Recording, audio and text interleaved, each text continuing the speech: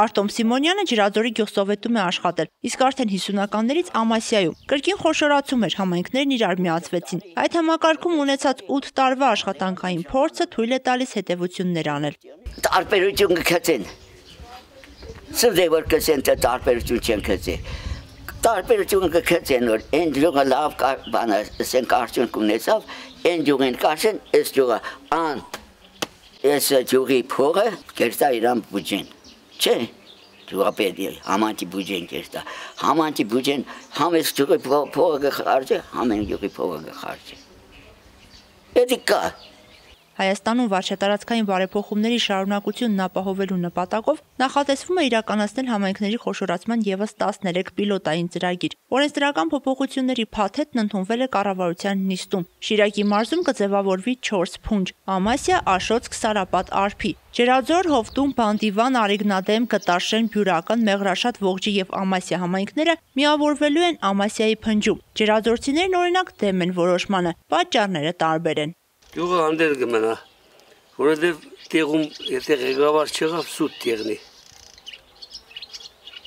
Ամեն բան տեսնիկ է, առավոտ դելի տեսնիկ է, թե ինչ վիճակի է յուղի, ժողովրդի վիճակը։ Իսկ Ամասիայից յուղապետը պետք է գա այստեղ, որ տեսնի թե ինչ կա, ինչ չկա, հա, այդ սուտ տեղն է արդեն։ Մեր գործը ջիլիս կդժվարանա։ Տեսենք մատում տեղեկանքի հարգավոր, պետք է ստանք Ամասիա, որ Ես մեծ տեղերին չեղնին առնես կաս։ Մեր երկու անգամ դերտաս որ մեծ տեղեր անգամ բերես, բայց տեղում լուրջ էլի։ Ճանապարհներն որ փակվի չգնանք, դե սպասենք պիտի որ այդ ճանապարհները բացվի նոր գնանք։ Ջրաձորի համայնքապետարանը 4 աշխատակից ունի։ Հաշվի առնելով այն, որ ընդամենը 1 ներկայացուցիչ է լինելու, հետևաբար կրճատումներն անխուսափելի են։ Գործազրկության շեմին կանգնածներն արդեն ծրագրում են արտերկրի ճամփան բռնել։ Արդագանը աշխատանքի պետք է գնանք, ոնց պետք է ապրենք։ Եստանք պետք է Ռուսաստան աշխատենք, բերենք մեր ընտանիքները պահենք։ Տարածքային կառավարման եւ զարգացման նախարար Դավիթ Լոկյանը մոտ 1 ամիս առաջ է հանդիպել խոշորացման ցանկում գտնվող համայնքների ղեկավարների հետ։ Հնչել են խոստումներ, որ պետական աջակցություն կլինի, ինչին սակայն թերահավատորեն են վերաբերվում համայնքաբնակները։ Հեչ ծերնդու չի, հեչ։ Լավ է, վատ է, մեր գյուղն է, գյուղապետը գիտե իր գյուղի թերությունները։ Մի ճանապարհ է, թեկուզ տուն է, թեկուզ մարդ է, անապահով է, ինքը գիտի։ Ամասիայի մարդն ինչ գիտի։ Պետք է նայի իր Ամասիային, կարող է պետք է նայի մեզ։ Ոչ։ Դու ելնես քո տանը գնայես ավելի շատ, քան թե իմ տանը։ Ճիշտ է։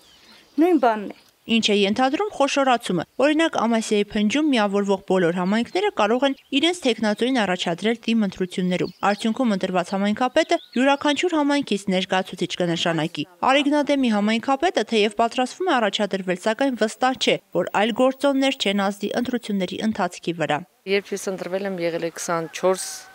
կին համայնքի ղեկավար։ Տարիների ընթացքում մնաց 16, 17, իսկ հիմա ավելի քչանա, բնականաբար շատ դժվար կլինի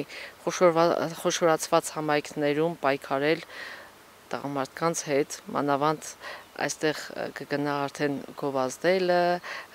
այնտեղ նաև հասկացեք այլ տարբերակներ կան։ Միայն Ամասիան ունի ավելի շատ ընտրող, քան միավորվող մի քանի համայնքը միասին։ Աղունիկ Հազարյանը կարծում է, որ հենց Ամասիայի ընտրողների ձայնը որոշիչ կլինի։ Հետևաբար ոչ ամասեցի տեխնատուների շանսերը նվազում են։ Հիմա արդեն կախված ենք լինելու խոշոր համայնքից։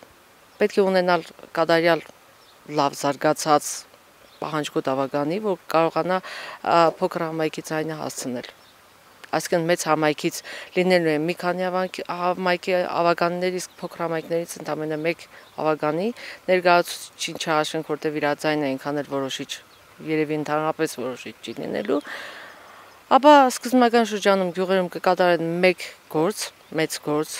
աչքի զարգելու համար, որ այդ համայնքներին ուշադրություն դարձնեն, հետո արդեն կարծում եմ համայնքները